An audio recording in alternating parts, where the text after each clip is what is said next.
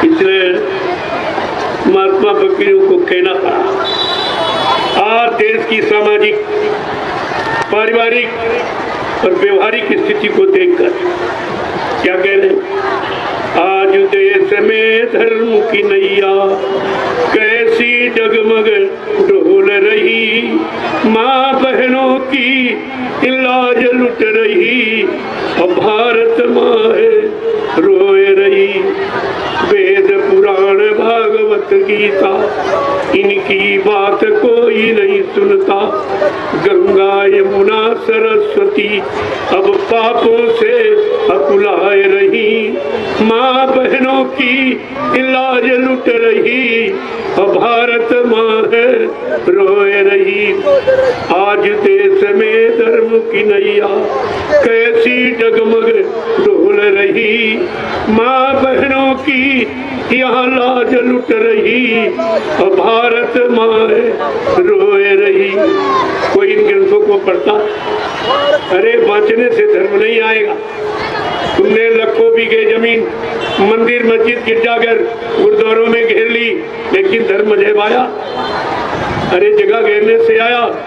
तुमने मंदिर, मस्जिद, गिरजाघर, गुरुद्वारे बना ले, क्या इन घरों में परमात्मा खुदा गाड कभी सच्चा सतगुरु आया? किसी को मिला है? अरे सब तुमने करके देख लिया, तो फिर भी तुम्हारी समझ में नहीं आया। तुमने करके देखा और मिला कुछ नहीं, न कोई आया, न किसी ने कुछ कहा, न कोई आशीर्वाद दिया, न कोई वरदान। फिर आप ये सब करते थे। आगे क्या कह रहे हैं? आया समय बड़ा बेढंगा, नाच रहा नर होके नंगा, अंडा मुर्गा और शराब में सबकी मती बौराए रही। अंडा मुर्गा और शराब में सबकी मती बौराए रही, माँ बहनों की यहाँ लाज लुट रही, और भारत माँ है रोए रही। अब भी जागो जतन कुछ कर लो। महात्मा फकीर क्या कह रहे? अभी वक्त है गुनाहों से तू तौबा कर ले, फिर न कहना हमने सुना था पैगाम नहीं।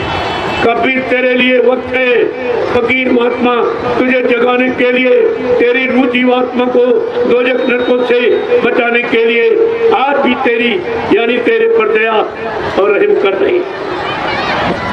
आया समय बड़ा बेढंगा, नाच रहा नर होके नंगा, अंडा मुर्गा और शराब में सबकी मती बौराए रही, और माँ बहनों की लाज लुट रही, ये भारत माँ है रोए रही। अंत में क्या कह रहे? अब भी जागो जतन कुछ कर लो, अब भी जागो जतन कुछ कर लो, 84 का फेर बचा लो। अब भी जागो जतन कुछ कर लो, 84 का फेर बचा लो। मानव जन्म फेर ना मिली है, ये बिरथा पूंजी जाए रही, माँ बहनों की लाज लुट रही, भारत माँ है रोए रही। आज देश में धर्म की नैया कैसी डगमग डोल रही, माँ बहनों की लाज लुट रही, तो भारत माँ है रोए रही। प्रेम से बोलो जय गुरुदेव। नाम किसका? प्रभु का प्यारा नाम।